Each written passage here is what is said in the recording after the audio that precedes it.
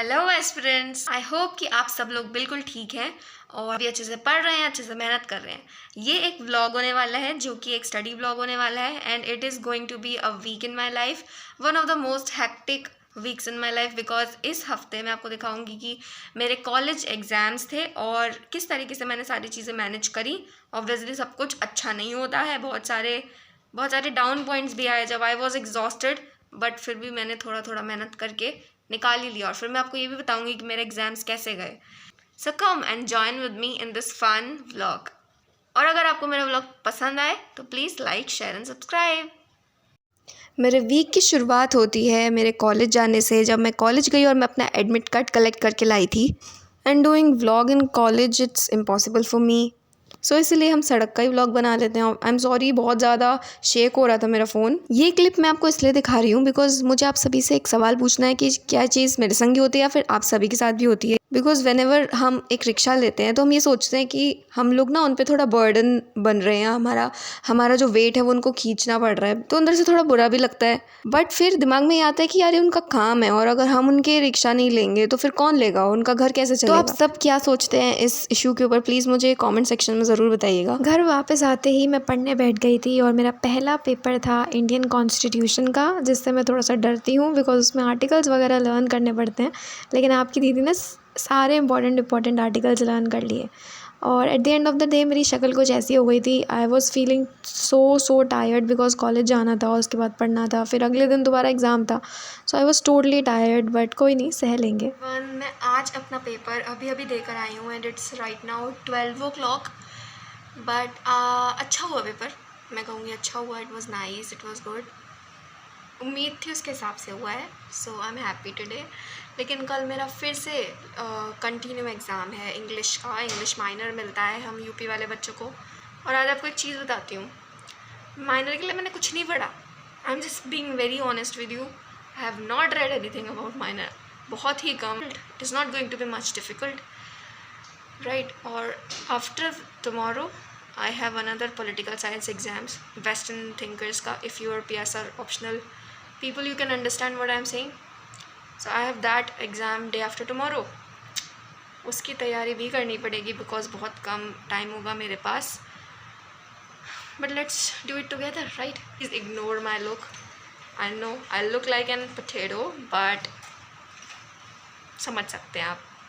Hectic schedule है, बहुत hectic है, but let's do it happily, क्योंकि करना तो है ही, चाहे हैप्पीली करें चाहे सैड होके करें। Then to refresh my self I made some coffee for me and see what happened. मेरे साथ कुछ भी ईजीली नहीं हो सकता। Then fast forwarding to my exam day, मैं तैयार हुई, मैंने बाल वॉश करे अच्छे से, देन थोड़ा सा रिविजन करने बैठ गई। गली में मारे फेरे साथ जाने को मेरे, हाय गली में मारे फेरे साथ जाने को मेरे, कभी परखता नैन मेरे तू, कभी परखता टोर, कभी परखता नैन मेरे तू, कभी परखता टोर। अंबर सरिया मुंडा वे कचियां कलियां ना तोड़, तेरी माँ ने बोले हैं मुँह से तीखे से बोल, अंबर सरिया। एंड दैट्स हाउ मैं अपना स्ट्रेस रिलीफ करती हूँ। एग्ज़ाम देने आने के बाद थोड़ा सा खुद को दोबारा रिफ़्रेश करने के लिए मुझे पापा ने जूस दिया जो कि काफ़ी अच्छा था। और अब सुन लीजिए कि कैसा पेपर हुआ। हेलो एवरीवन, अभी थोड़ी देर ही हुई है, थोड़ी देर पहले एग्ज़ाम लेके आई हूँ। 6 o'clock इवनिंग में मेरा एग्ज़ाम छूटा था और अराउंड 7 में आ गई थी घर। कल के लिए काफ़ी ज़्यादा परेशान हूँ, आप लोगों के साथ शेयर करना चाहती हूँ। I am very bothered about tomorrow. I don't know what is gonna happen because I have this western political thinkers paper and उसमें रिविजन बहुत करना पड़ता है। You need to remember everything about each and every thinker. कल का बहुत डर है बिकॉज सुबह 7 o'clock मेरा पेपर स्टार्ट हो जाएगा and I have only 5-6 hours to complete my syllabus. I don't know what I'm gonna do. I'm very tired, but you know I'll handle. I'll do something. अच्छा होगा, है ना? One more thing I wanted to tell you that आज का English का paper, it was really nice. It went well, much better than I expected because I was not even expecting to get passed. लेकिन around 3 days की पढ़ाई ने बचा लिया मुझे।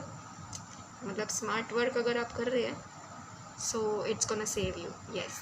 बट कल के लिए थोड़ा परेशान है, थोड़ा पढ़ रहे हैं अब अच्छे से। अगर आप PSIR ऑप्शनल लिए हुए हैं UPSC में, या फिर अगर आप मास्टर्स भी अगर पॉलिटिकल साइंस में कर रहे हैं, तो मेरे पास आपके लिए एक बहुत ही बेहतरीन सा हैक है। चाहे कोई भी थिंकर हो, मैं उसको एक पेज में पूरा समेट देती हूँ।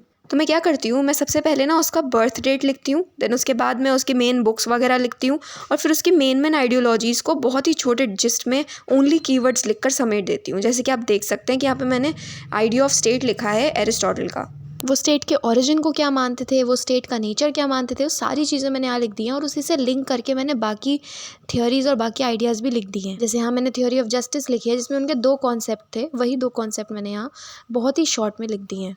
लेकिन आपको इस वाले हैक को तभी यूज़ करना है जब आपने एक कॉन्सेप्ट को कम से कम 5-6 बार एक मेन बुक से पढ़ रखा हो, because this is just for revision. ये माइंड मैप वाला कॉन्सेप्ट मुझे बहुत ही अच्छा लगा, बिकॉज इसको हम सिर्फ थिंकर्स वाले कॉन्सेप्ट के साथ ही यूज़ नहीं कर सकते, बल्कि किसी भी सिलेबस के किसी भी पार्ट के साथ हम यूज़ कर सकते हैं। इसको हम नेशनल मूवमेंट के साथ, उसके कॉजेज, उसके रिजल्ट, सब कुछ एक ही में ही, सारे पेज एक ही पेज में हम सारा कुछ लिख सकते हैं। And if you have read a thing nearly 5 to 6 times, then आपको उसको रिवाइज करने में हाफ एन आवर से ज़्यादा नहीं लगता, और ये एग्ज़ाम टाइम पे बहुत ज़्यादा काम आता है। आई होप कि ये हैक आपको अच्छा लगे और आप इसको अच्छे से यूज़ कर पाएँ। अब मुझे लगा ये भूख, तो चलिए थोड़ा सा बिस्किट वगैरह खा लेते हैं, लेकिन खाते खाते ओह माय गॉड। फिर मैं नेक्स्ट डे अपना एग्ज़ाम देने जाती हूँ वेस्टर्न थिंकर्स का, और वो भी काफ़ी अच्छा होता है। And now I am studying for my next exam which is about Indian thinkers. और यहाँ पे मैं कौटिल्य के शॉर्ट नोट्स बना रही हूँ, क्योंकि ये मैं पहले नहीं बना पाई थी, तो इसको अब मैं अपने नोट्स से रिविजन करते करते साथ साथ कौटिल्य के शॉर्ट नोट्स माइंड मैप के थ्रू बना रही हूँ।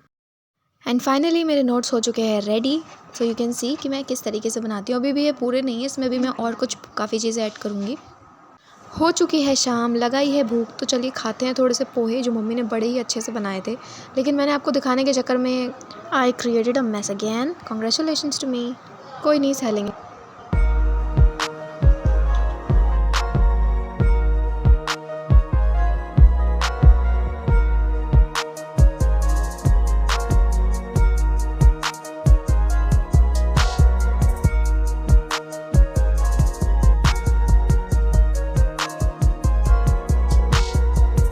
ये क्लिप है मेरे लास्ट एग्ज़ाम के प्रीवियस डे की, और यहाँ पर मैंने सूट वूट इसलिए पहना हुआ है क्योंकि हमारे एक रिलेटिव थे, उनके यहाँ पर थोड़ा बहुत पूजा था, तो वहाँ पर उन्होंने बुलाया था, तो मैं थोड़ी देर चली गई थी, बिकॉज ऑब्वियसली प्रसाद तो खाना ही है ना, उसके बिना हम कैसे रह सकते हैं। बट वहाँ से आने के बाद मैंने सच्ची में अच्छी वाली पढ़ाई करी थी, ऑनेस्टली। आप देख भी सकते हैं यहाँ पर मैं अपने शॉर्ट नोट्स ही बना रही हूँ, and I am also revising the things. पढ़ते पढ़ते हो गया टाइम अब खाने का। बहुत भूख लगी है, इसको देखकर तो और भी ज़ोर से भूख लगने लग गई। बहुत ही यमी प्रसाद था, बहुत ज़्यादा। हो चुका है next day and it's 5 o'clock in the morning, because 7 o'clock मेरा पेपर है, और अब मैं अपना ब्रेकफास्ट कर रही हूँ। आई एम हैविंग दूध विद कॉर्नफ्लेक्स, बिकॉज सुबह सुबह मुझे देसी पराठे बना के कोई नहीं खिलाने वाला, सब सो रहे होते हैं घर पे, इसलिए मुझे ये अंग्रेज़ों वाला नाश्ता ही करके जाना पड़ेगा। कॉलेज जाकर दिया एग्ज़ाम काफ़ी अच्छा हुआ, जितना एक्सपेक्टेड था उससे भी अच्छा हुआ। और एक लास्ट चीज़ आपको मैं ज़रूर बताना चाहूँगी कि जब हम मेहनत करते हैं ना, और हमें फिर जो फीलिंग होती है सेटिस्फेक्शन की, वो दुनिया की सबसे बेहतरीन फीलिंग होती है। इसी के साथ आज का व्लॉग ख़त्म करते हैं। जय हिंद।